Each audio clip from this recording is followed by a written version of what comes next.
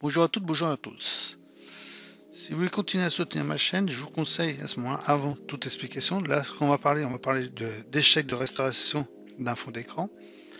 Je vais vous détailler comment faire pour restaurer ce problème-là.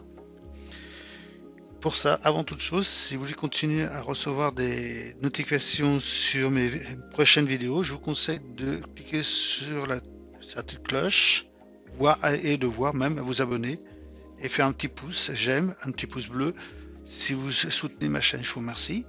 Donc nous allons commencer à parler justement de l'échec de restauration. Quand on parle d'échec de restauration, c'est ce qui vous arrive, ça peut arriver à n'importe qui, c'est que vous avez un fond d'écran, hein, sauf que vous ne pouvez plus le changer, vous ne pouvez plus rien faire, hein. Le fond d'écran il est là, vous faites un clic droit, il n'y a rien qui se passe, etc. Vous ne pouvez rien changer votre fond d'écran. Il est figé, vous ne pouvez pas modifier, vous ne pouvez rien faire. C'est grisonnant. La petite astuce que je vais vous donner, c'est justement de pouvoir pallier ce petit problème en arrivant. Ouais, vous n'arrivez pas à remettre un fond d'écran sur votre PC, ce que je vous expliquais. Donc, la petite astuce, c'est qu'on va aller dans la petite base de registre et on va récupérer ces deux liens. Comme vous pouvez voir, on va les supprimer directement. Ces deux valeurs dans la base de registre. Alors, moi, je vous conseille avant toute chose, avant de faire toute manipulation dans la base de registre, de la sauvegarder.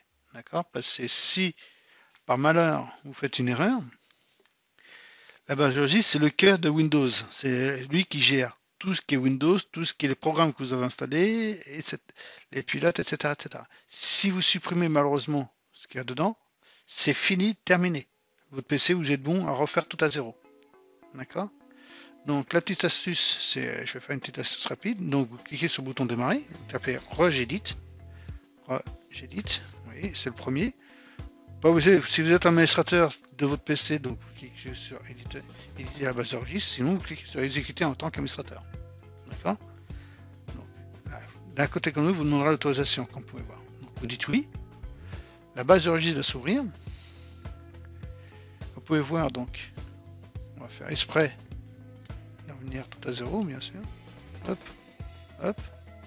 Votre profil, la page de fond, etc., etc.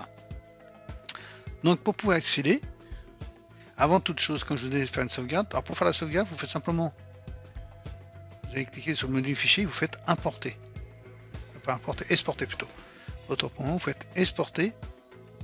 Vous pouvez exporter soit la clé toute seule, soit directement la base de registre. En cliquant directement sur l'ordinateur, et vous exportez, donc vous exportez ça sur une clé, pas sur votre PC, parce que si c'est le PC justement qui ne veut plus fonctionner et qui ne s'ouvre plus, au moins avec la clé et des logiciels qui vous permettront d'accéder en mode invitation de commande ou autre, pour pouvoir récupérer. Et là, vous l'enregistrez, d'accord? Bah, je ne vais pas trop le faire parce que comme vous pouvez voir, c'est un PC virtuel, donc il n'y a pas de souci, d'accord? Mais si c'est votre propre PC, moi je vous conseille de sauvegarder, donc de faire une exportation des clés, d'accord? Dès que cela est fait, ça ne demande pas longtemps, c'est assez rapide. Vous voyez, si je vous le fais avec vous, on va faire exporter.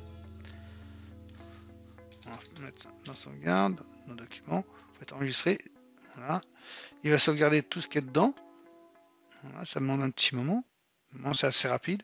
Voilà, il a fini. Donc, dès que c'est sauvegardé, vous pouvez voir, si vous allez dans votre dossier à vous, là, dans le dossier où vous voyez, il est là. C'est pas un gros fichier, vous l'inscrivez, et ça vous permettra que quand vous le restaurez, faire simplement fusionner ou revenir à la base de registre, ou le faire exporter, vous faites importer. Vous recherchez dans le dossier, vous avez mis votre sauvegarde, et ça restaure la clé. Bien sûr, faites redémarrer votre PC pour que ça prenne en compte les modifications. D'accord? Donc là, nous revenons donc, ça c'est le petit apartheid qu'on a fait. Là, nous revenons donc pour le problème d'affichage, quand vous faites un clic droit, personnalisation, et vous ne pouvez pas changer l'affichage, c'est verrouillé, pour X raisons. Moi, je vous conseille à ce moment-là, une petite astuce, c'est que vous allez dans le dossier KEI Local Machine, d'accord? Vous faites Software.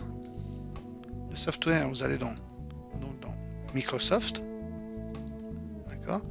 De Microsoft, vous allez chercher dans Windows. Windows, ça va être un W, bien sûr. Hop. Windows. De Windows, vous allez dans Current Version. Dans Current Version, vous allez dans Policies. Hop. VP. Hop. Policies. De Policies, vous allez chercher le système. Dans le système, vous allez retrouver les deux clés que je vous avais surlignées tout à l'heure. Ces deux clés-là. Vous les supprimez. Et là, à ce moment-là, vous pourrez changer après. Suite à ça, pas besoin de redémarrer. Si vous avez un doute, redémarrer pour plus de sécurité. Mais sinon, sans redémarrer, vous pourrez faire un clic droit et remodifier votre image de fond. Voilà. C'est une petite astuce toute simple, toute rapide. Si vous en voulez d'autres de ce style-là ou sur d'autres sujets, n'hésitez pas à me mettre des commentaires en bas de cette vidéo et bien sûr de suivre ma chaîne en cliquant sur la petite cloche pour être prévenu.